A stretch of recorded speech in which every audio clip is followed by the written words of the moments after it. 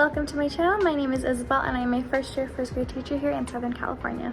So today is Tuesday, May 9th, and today is our open house, which is absolutely crazy to think about because we are almost done with the school year and I can't believe that I actually made it this far. So very excited. But I thought, sorry, my AC just kicked on. I just thought it would be a perfect time to kind of do a classroom tour towards the end of the school year, since my classroom is pretty much, well, it's already done. It's already been lived in for months since the first day of school. But everything is set up, everything's cute, everything is clean. So I thought it would be a great time to kind of show you guys what my classroom looks like in the month of May, the last month of school, and also kind of things that I prepped for activities for my kids for their open house. So hope you guys enjoy, stick around, and yeah, let's get into it.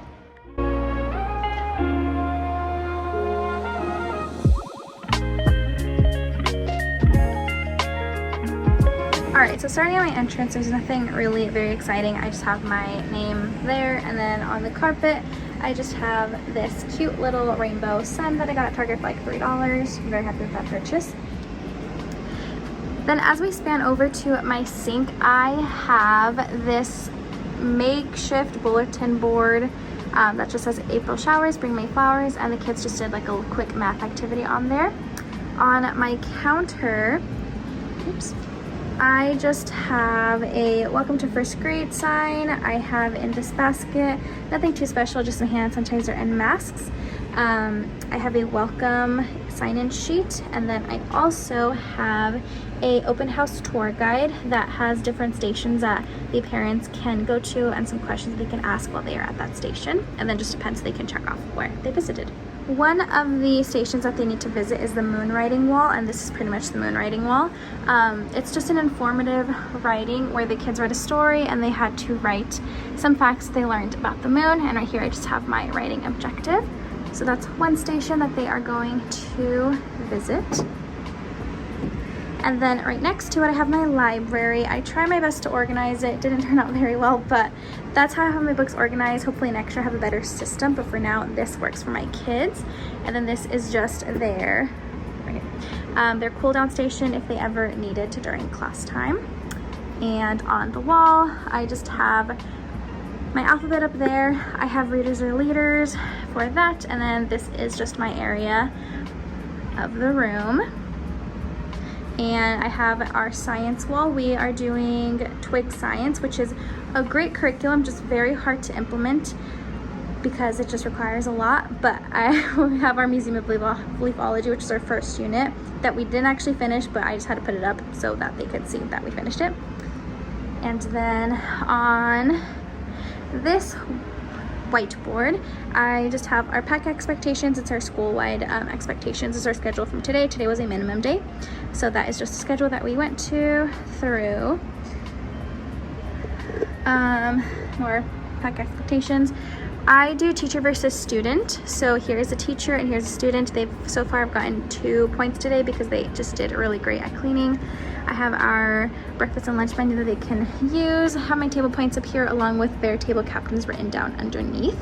This area right here is our carpet. I use sit spots because I don't have an actual rug in here. Hopefully I can get one next year, but that works just as well. Here I have just my teacher chair. I'm playing music on Spotify right now. This is a look at our narrative writing. So this is my example of narrative writing. I just have some extra books down there that I'm not using. Some optional carpet writing spots, so if they need a clipboard or just little writing desks, they can use those. At the back of this whiteboard, oops. On the back of this whiteboard, I just have our voice levels. I also have our work on writing activity that the kids can grab off, and they work on it on this table right here. This is my my affirmation station. Here we have all of our sight words from our Wonders unit, and up there I can read first grade high frequency words. So that's all of the words that we've done so far. I also have our little station for our headphones to be placed on there. So far the system is working pretty great, so I will definitely continue this next year. This is also another station that they will be visiting. It is called the Measurement Garden, and pretty much the students just had to color in some flowers, then they had to glue them down from smallest to tallest, and then they measured it with some cubes. So this is how their measurement garden looks like, along with their names, and then I just have the standard written right here. Down here we have all of our class jobs that we choose every Monday morning. Finally the AC turned down. But right here we have all of our class jobs, and then this is kind of like my focus wall. Whoops. I have my alphabet up there that I liked from Lakeshore. And the rest of it is just kind of our focus wall. So this is our math unit for our actual measurement wall. So I have an anchor chart for that. We are working on narrative writing, so I have an anchor chart for narrative writing. This is just a 100 chart to help my kids with their number recognition. And then, I don't know if this is our right story this week, but I just have it up here where we're identifying the main topic and retelling key details of a text. So that's the story that we're reading, which is actually handy because I have something on our desk that relates to this. So that's kind of what that is.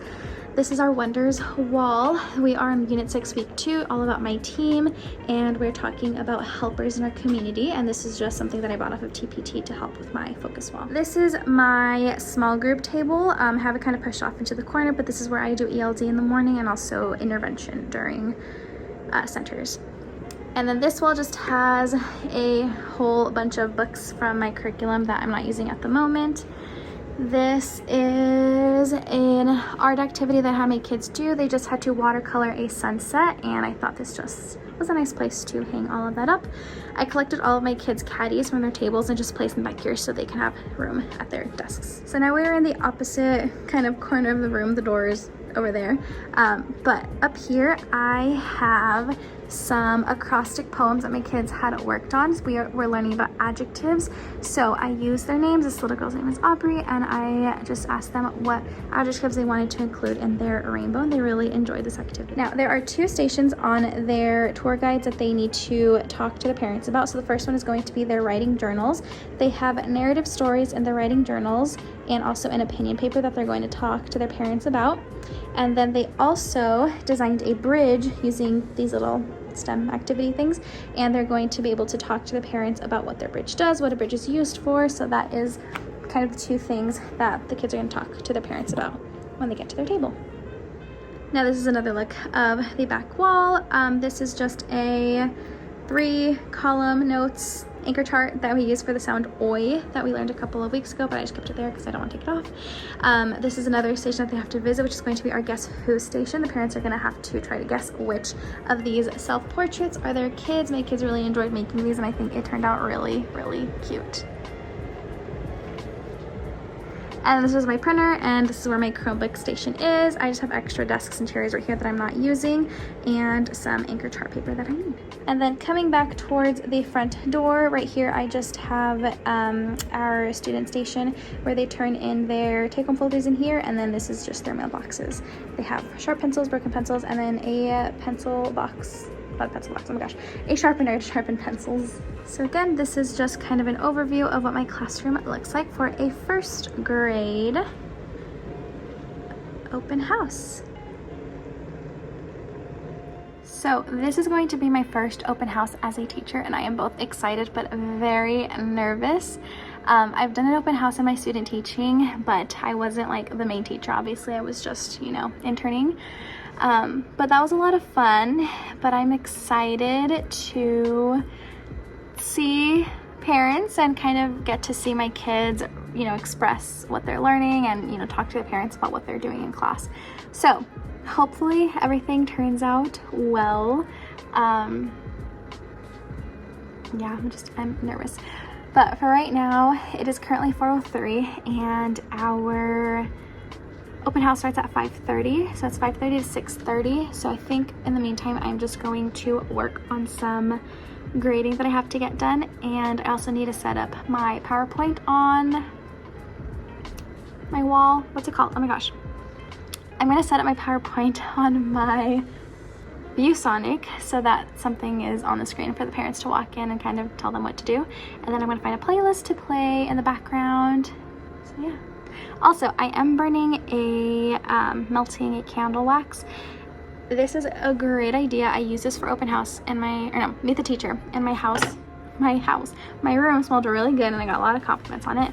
But I used this one. It's called Berry Lemonade and Melon. I think it's from Walmart. And these are wonderful because it just melts the wax. Now, I haven't used it frequently in my classroom because I always forget.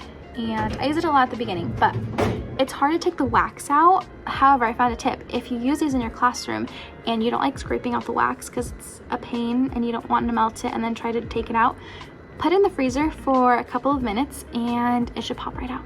So, pro tip, if you would like to make your classes smell good, I recommend these. Okay, anyways, so I'm just going to get settled, get situated, and just prepare myself for parents to come in soon.